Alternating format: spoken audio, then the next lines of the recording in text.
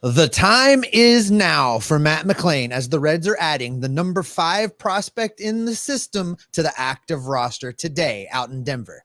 We'll discuss that and a whole lot more on this jam-packed edition of the Locked On Reds podcast. Let's go.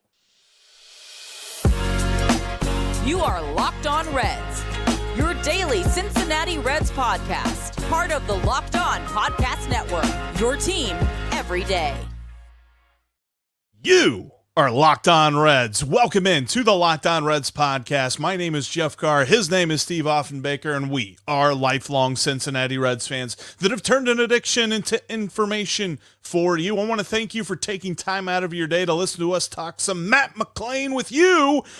We encourage you, if you're listening, hit us up on Twitter and check us out on YouTube and drop a thought in our comments section, because talking Reds is what we do, and we want to talk Reds with you. Locked On Reds is, of course, part of the Locked On Podcast Network, and we are your team every day. And if you listen every day, let us know in the comments section, and let us know how excited you are that one of the top prospects in this organization is coming to Cincinnati. Of course, he's going to make his debut in Colorado, so he'll be making his debut in Cincinnati this weekend whenever the Yankees come to town. But this is an exciting day. There are a lot of ramifications that come from this call-up. We're going to get to those in just a minute. Plus, the Reds had to put Nick Lodolo on the IL, which honestly, until they called up Nick Lodolo Sunday night, or until they called up Matt McLain Sunday night, Nick Lodolo hitting the IL was the biggest news of the weekend. And of course, they created these new jerseys, the City Connect jerseys. We're going to get to all of that. And by the way, the Reds won a series. There's so much to talk about. And we're going to start, of course, first with the call-up of Matt McLain. We have been clamoring, stammering, and just outright shouting that they need to do this for weeks now. And they finally have done it. Matt McLain is coming to the Reds into his Major League debut, and he's going to do it at Coors Field against the Rockies, against Connor Siebold for the Rockies tonight. Steve, I am so excited about this. I am very pumped up. And as you say, before this news broke, we were pretty down in the dumps, having to lead off talking about Nick Lodolo's injury. So this is exciting news. We have been clamoring for this. Let's just put this in perspective. Let's remind everybody just how much Matt McLain has been crushing it at AAA Louisville. He has a slash line on the season of 346, 464, 713. That's 12 home runs, 40 RBIs, 10 stolen bases for the 23-year-old right-hander. Absolute domination. And we're talking about a guy who hit for the cycle 2 weeks ago and was a triple shy of the cycle this past Thursday. Just absolutely murdering baseballs to a point that he was making it look easy. And I like this because when you talk about Matt McLain, when you talk about what to expect, it is very clear the Reds have called up a guy who is going to be part of their future core. At least they hope he can develop into that. We're not saying that he's ready to be that right now. He's got to develop into it, but he's getting a head start as opposed to guys like Jose Barrero or something like that. So what does his game translate to? Well, Steve had the chance to actually talk with Matt McLain last year as he was making his way up through Chattanooga, and this is what Matt McLain had to say about his game. I'm a competitor and I'm a winner. Over everything else, I'm going out there to win the game. I don't care if it's instructs. I'm going to try and help my team win. I like to hit the ball hard. Line drives, homers. I don't try and hit homers. They'll come if I hit the ball hard consistently. And on defense, I'm going to go out there. I'm going to make the routine play and make a couple cool plays, hopefully. And on the bases, steal. I'm really learning to steal more bases. I didn't steal that much in college. And here I've been kind of given the green light, which is nice. So I get to experiment. And honestly, I need to run more than I have. Take off. I need to get thrown out a little bit more and test the waters a little bit. That last part kind of got me a little bit because, 10 steals already here in AAA. He's running more, and so is this Reds team. So I think he's going to continue to get that chance to run. Oh yeah, and as you pointed out, this is my interview with him from last year on Lefty in the Bullpen segment. If you want to hear the rest of that conversation, I shared it last night on my Twitter feed. You can find it on the YouTube page under the Lefty in the Bullpen heading. It's a great interview with Matt McLain, and it seems that he has done exactly what he said he was going to do: continue to work on making good contact, hit the ball hard. The homers will come, and continue to develop the running game. He did all of those things between when I talked to him in Chattanooga last year and now, and it's paid off because he's coming to the big league level to bring that game to Major League Baseball. And we were seeing this in spring training. We were seeing the seeds of this. And while he started, I saw a statistic that, he started off this year like 1 for 25 or something and had a bunch of strikeouts and all that stuff. And people were worried about him. Well, since everybody was worried about him going 1 for 25, he's hit over 400. So he is ready. He's been ready for a couple of weeks now. And I'm very excited to see him come up. Now, the next part of this equation is somebody's got to go down, because you can't just have more than 26 guys on the roster. So you're either going to send down a player who is struggling, or there is a chance, because he's missed the past couple of days now, there is a chance that TJ Friedl could go to the injured list and spare a couple of poor souls who probably deserve to be sent down to AAA anyway. What do you think is the most likely scenario that plays out here? Well, David Bell said yesterday, Jeff, that they were going to really test out TJ Friedl. And if he felt any pain at all, if it seemed like this thing was going to continue, this injury that he has, they were going to shut him down and put him on the injured list. What we haven't heard yet is how that trial went. The simplest, easiest, cleanest move that the Reds can make would be to put TJ Friedl on the 10-day injured list and bring up Matt McLain and figure it out from there. That's the simplest and the cleanest move. Now, depending on how that move goes down, there are a couple other options. Jose Barrero, who clearly would be losing playing time with the addition of Matt McLain, has an option, could go to AAA. Kevin Newman, who also plays the same position and could see himself losing playing time, also has an option. If it were up to me, of all of those likely moves, if I had to bet on it, if a FanDuel has some odds on this, Jeff, I would be taking TJ Friedl going to the injured list. If that doesn't happen, the move I would like to see is for them to send Kevin Newman down to AAA as an insurance policy, just because Jose Barrero offers a little bit more flexibility as far as positions played. And then you can get Matt McLain in the lineup. Yeah, the thing with this, the Reds tend to make roster moves that are the easiest and most palatable. So I'm with you. I think Friedl could be the guy that's going to the IL in this scenario. And it's a bummer, too, because if you're talking about taking TJ Friedl out of this lineup to put Matt McLain in it, which it's not a 1-for-1 trade, it's like when Friedel's healthy, he's going to play. But if you're taking him out and putting him in, the lineup doesn't get as better as I was hoping it would be, as opposed to if they simply swap out Newman for Matt McLain here. But I think you're right. I think that's probably what's going to happen. Haven't seen him in a few days. This team is going through a bit of an injury bug, and we're going to talk here in a few minutes about, what it's going through on the pitching side, because there's a lot of things that are happening on the pitching side where the injury bug is concerned. But adding Matt McLain to this roster, and possibly looking at taking TJ Friedl out of it. Let's take a look at this. What does the lineup look like today? Well, I think you and I are both in agreement that where this lineup begins, what's driving this team right now, what's driving this lineup is Jonathan India. Yeah. So for me, if I'm making, let's just say a miracle breaks out and Nick Krall gets us on the phone before tomorrow's game and says, guys, make the lineup.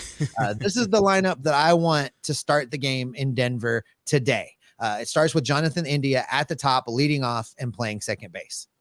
And then batting second, I think, should be Nick Senzel and playing third base. Nick Senzel has been very hot lately and a very good hitter recently. And without TJ Friedl in the lineup, I want that speed of Nick Senzel and the versatility that he can bring to the lineup. And defensively, he's clearly demonstrated that there was a reason why he was a highly touted third base prospect through his time in college and being drafted.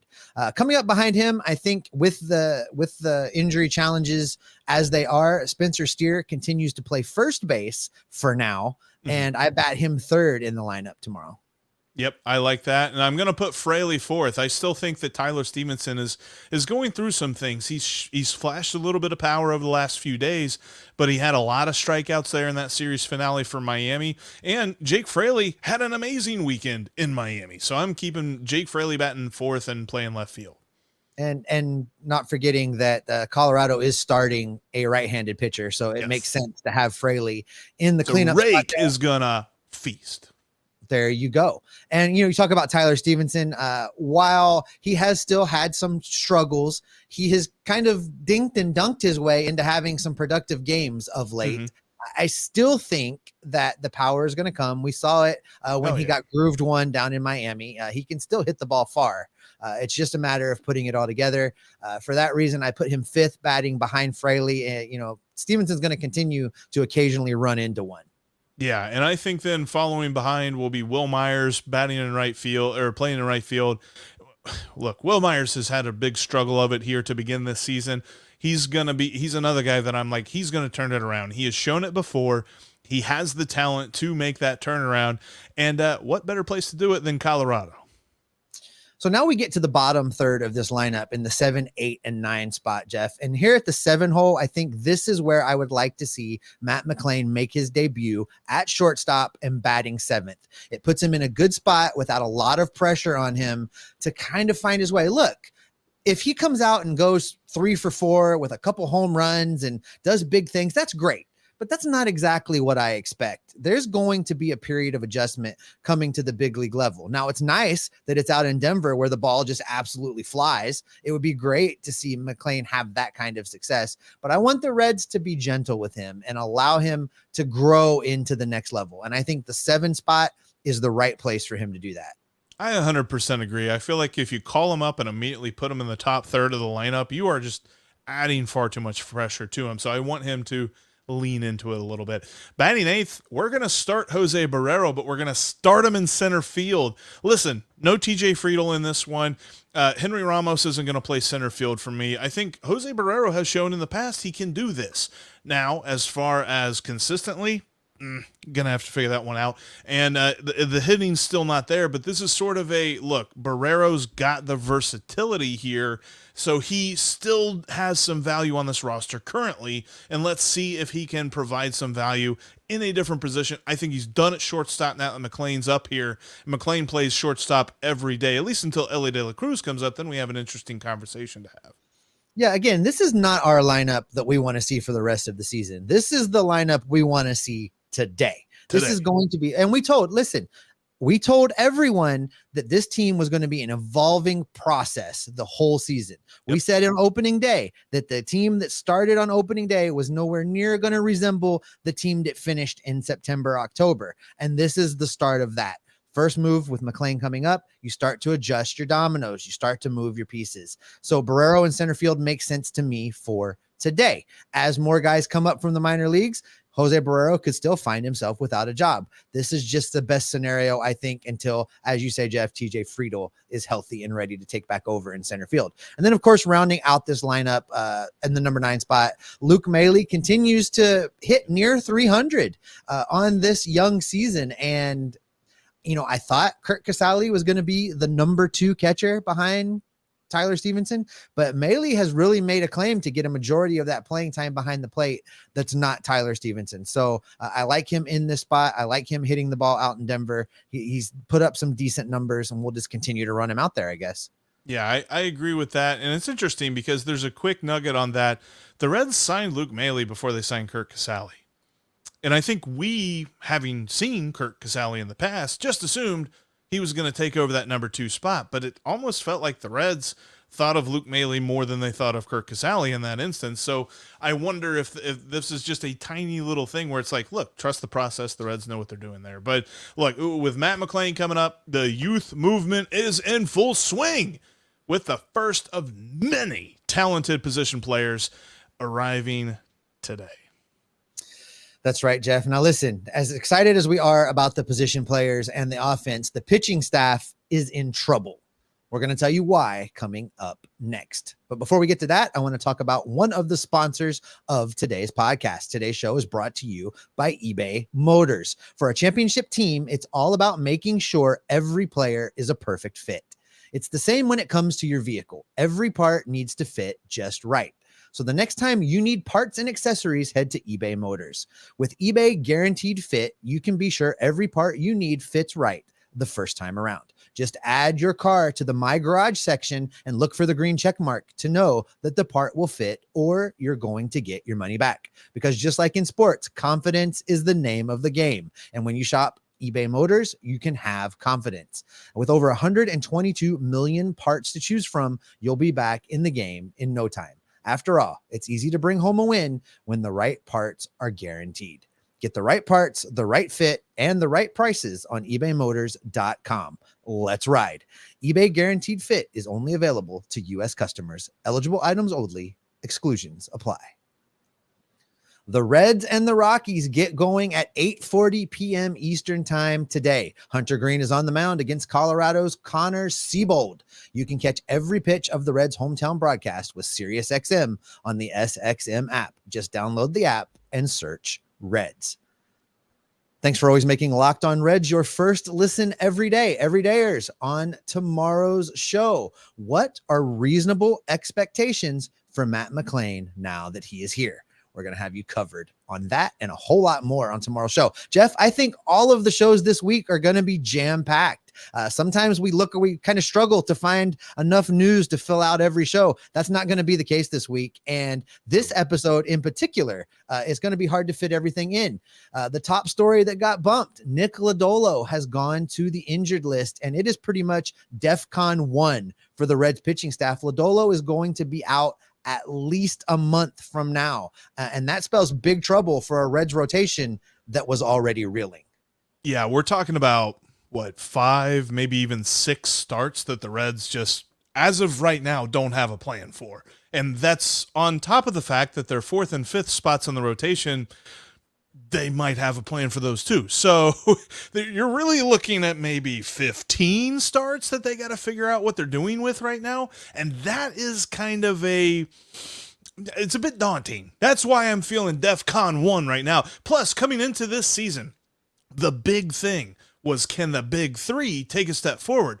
Part of that is health. Part of that is making sure that they make their starts every 5th day. When one of them goes down, this team drastically changes. So can the Reds survive this next month? And what does surviving look like? I think it starts with, you got to call up the young guys, Steve. You do, and we got to be realistic about this. The Reds aren't going to be able to fix this all in one move. There's going to be some strategic up and down between Louisville and Cincinnati to make this work over the next month. That starts this coming Tuesday, because Hunter Green goes today. Tuesday starter is to be determined. They have not named a starter for Tuesday, and then Graham Ashcraft goes on Wednesday. Looking at AAA Louisville, your options are this. Is it Andrew Abbott? It can't be Andrew Abbott. He last pitched on Saturday. That keeps him unavailable until Thursday. Same goes for Levi Stout. He pitched for the Reds in relief on Saturday. He's not going to be able to go again before Thursday and start a game.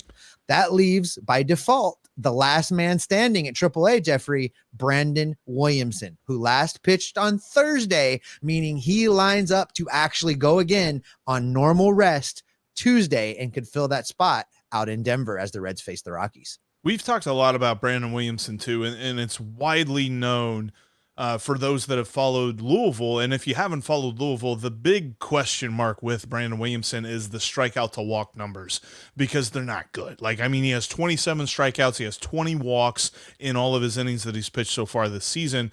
That's bad. You want to have far less walks than that. You don't want the same number of walks as you want strikeouts. So I kind of cringe a little bit at this thought, but at the same time, what have we said since the beginning of the year? If they're going to tank their lumps, might as well take them in the majors, because the Reds aren't really competing. As much as we're happy that they are only 4 games under 500, as much as we're happy that they are right there in this just crapshoot of a division of the NL Central, that's not the plan. And whether or not they are close to making a run at it. I don't necessarily think Nick Krall is going to just change the plan willy-nilly and go all in on this season. So, as frustrating as that might sound, we are still focused on getting the young guys up here, getting them going on their major league careers, and really getting them feeling good. So I really think that calling up Brandon Williamson is the move here. And a thought on Levi Stout as well, because we didn't talk about this off air,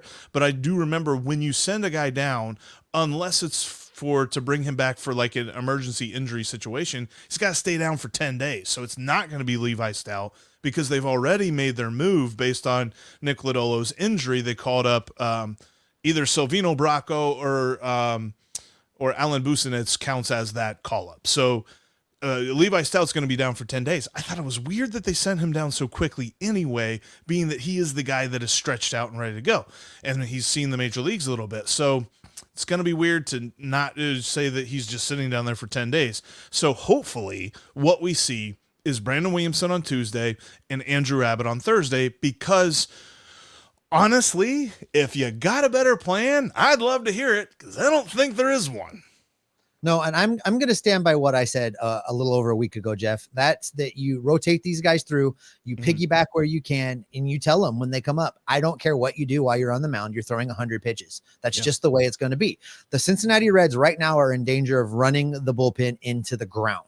They cannot continue to ask this bullpen to cover the amount of innings that they've asked it to cover and expect reasonably to get these pitchers through October. There's just no way. People are going to start going with dead arm. These pitchers are going to start going down with tendonitis and sore elbows and sore shoulders because they're simply being overworked. And it has to be a concern for David Bell. It has to be a concern for Nick Krall, and they have to do something about it, and they have to do something about it now.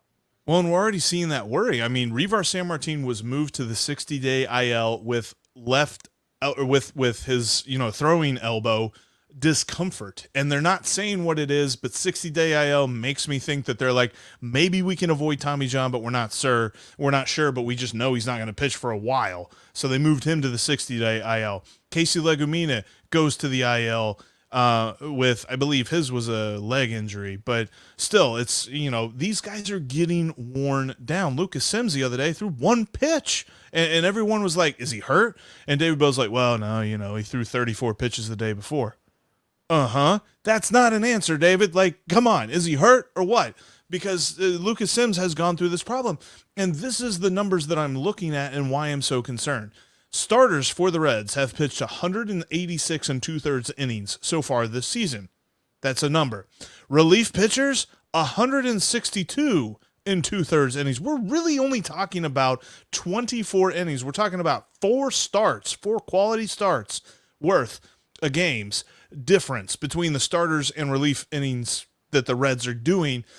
And just to kind of give you a context there, looking at a team that's right there with them, the Cubs, they've gotten 209 innings so far this season out of their starters compared to the Reds 186 and 2/3. And the Cubs bullpen has only thrown 148 and 2/3 innings compared to the Reds 162 and 2/3 innings. The Reds bullpen is pitching too much, Steve. They are. And it's important to remember, you talk about Lucas Sims as an example. Yes, he came into the game and he threw one pitch, but he had to warm up. He had to go down to the bullpen and get loose and get ready to pitch at the major league level. And that requires throwing a lot of pitches. And the more they do that with these guys, you can't just simply look at the number of innings the bullpen has pitched and see the true wear and tear on their arms. There's the warm-ups. There's the get them up and ready, but they don't appear in a game. It's the list goes on and on for how many pitches these guys throw throughout a season. I am legitimately concerned, and the Reds have to do something. And for me, Jeff, as we say, it just makes so much sense to go ahead and start using these young guys down in Louisville, even if you're rotating them through and it's 3 guys covering 2 rotation spots, and you're just kind of up and down between Andrew Abbott, Brandon Williamson, and Levi Stout. But with Nick Lodolo going on the injured list, it's going to continue to be DEFCON 1 until the Reds demonstrate to me that they have come up with a plan. DEFCON 1, threat level midnight. We just got to survive, man. We got to survive. But you know what? Lost in all the news today is that the Reds actually won another series over the weekend. They did it on the road. Plus, we finally got to see the new City Connect uniforms, and we're going to tell you exactly what we think about those coming up next. Before we talk about that, though, I want to tell you how you can follow us. You can follow us in between episodes on Twitter. You can follow me at Jeff Carr with 3 Fs. You can follow Steve at S. Offenbaker with 2 Fs. And you can follow the show at Locked On Reds. And of course, you can always catch the hometown broadcast of your Cincinnati Reds on the SiriusXM app. Just download the SXM app and search Reds. Of course, they are on tonight, 8:40 p.m. Eastern time in Colorado against the Rockies, hoping for another good start from Hunter Green. So make sure you download the SXM app and search Reds. All right, Steve, we had a great weekend as far as wins and losses go for the Reds, and it's interesting. We talk about the bullpen, and the bullpen pitched so much. The bullpen did very well in Miami, and that is where we're so concerned, is that, yes, the bullpen pitching amazingly in May is a red herring if you think they can keep pitching this much and keep pitching this well into July, August, September. Like, as awesome as it's been, that's where we're worried about this pitching staff. But for the moment, as we look back on this weekend, it was another phenomenal performance by the Reds against this Marlins team as they continue to show the improvement that we keep talking about. There are a lot of things from this series to be excited about. Tyler Stevenson absolutely crushed a home run into left field, got a round on a ball. You know, his first one was an Oppo taco that barely cleared the wall. This one was a no doubter. That was great to see. We saw continued great play from Nick Senzel. We saw continued great play from Jonathan India. On the pitching side of things, you know, Alexis Díaz continues to be the man, recording 2 saves in this series. And we talk about the usage of this bullpen. That second save was a multi-inning affair. He threw a lot of pitches. You know, he walked a few guys during that, but you know, you could tell he wanted it. Here's the problem with that, Jeff. That actually is 2 outings worth of pitches for him. So in this 3-game series, he basically pitched 3 games worth of outings. This is where my concern starts to come in, Jeff. You can't run him out there every day. And if you're going to use him for multi-inning outings, more guys are going to have to be available. And it just goes back to that depth in the bullpen. So there is some things to be concerned about. But as a whole, this team continues to just show that it's scrappy and it just is not going to lay down. It's going to fall behind. That doesn't mean anything. And it's been a long time since we watched a Reds team and they were down late in the game. And you could sit back and be like, well, you know, it's not over yet. There's still 6 outs. They could do something with this. It's been a long time since I felt that way. And watching this team bat, watching this team play, I always feel like they're going to get every ounce of offensive production they can out of the outs remaining. And it's fun to watch. And I feel like it's something that I continually talk about. I said this with the Mets series, is that I feel like there's not a lot of guys on this team that other pitchers fear. But there's something about the way this team hits as a team, the way that they move on the base paths. They do so well at base running, and that changes the game for them against whoever it is that they play, whether it be the Marlins or the Mets or, you know, even better teams than that. So I think that there's just this team aspect that somebody's going to step up. It's not a matter of, they don't have anybody at all that anybody fears, so that means nothing's going to happen whatsoever. It's that you never know who's going to be the one to step up. And really, as much as you said some of the guys, the dude who stepped up in both these games was Rake Fraley. Rake absolutely destroyed Marlins pitching, and that includes reigning NL Cy Young Award winner Sandy Alcantara. He was absolutely all over his pitches, and it was so funny because he pitched mad after he gave up that 3-run home run to Jake Fraley on Friday, but and really kind of shut down the Reds for a few innings after that. But Jake Fraley is phenomenal against those right-handed pitchers. I feel like I don't know that I've seen him enough against lefties to know if he could be better against them, but I know when a righty's on the mound, there's no excuse for not having Jake Fraley in the lineup. Well, he played so well in this series, Jeff, that, you know, in the final game of the series, 9th inning, they walked him intentionally to load the bases, you know, basically bringing the good decision by them. But it ended up, but it was, you know, it was an opportunity for the Reds to break it open, you know, if they had got a timely hit there, and it didn't work out. They didn't get the hit, but it says a lot about what Fraley's doing right now. Yeah. And honestly, I was so happy to see it. Like, there's so many different random numbers that I was looking at. So, okay, they're 18-22. Do you know how long into the season it took them to get 18 wins last year? End of May, I want to say. Actually, you're a little bit too optimistic. June 2nd, they had 18 wins, and they were 18-32 by that time. And they got it on May 11th this year.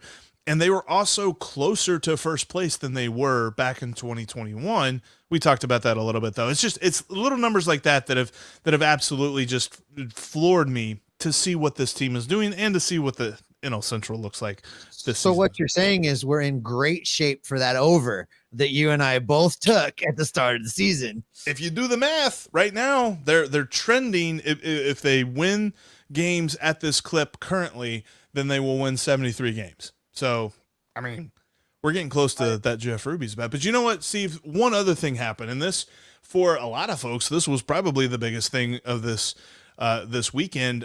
The Reds unveiled their City Connect jerseys, and I'm going to show the picture for our YouTube crowd. We're going to describe it for our audio folks. And if you haven't seen the pictures of these are just absolutely sleek. And I know that there's some folks that aren't really happy about the black uniforms. I love the all black uniforms. Listen, this is sharp.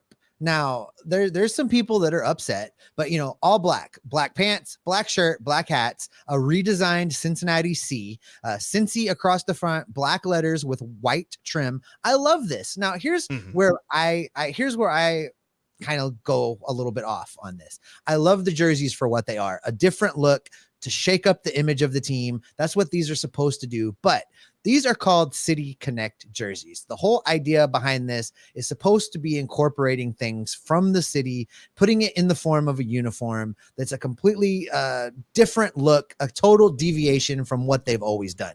I think the Reds failed in terms of doing that. These uniforms do not scream anything to me tying back to the city of Cincinnati. There's nothing you can point to truly on these uniforms and say, this is a Cincinnati representation.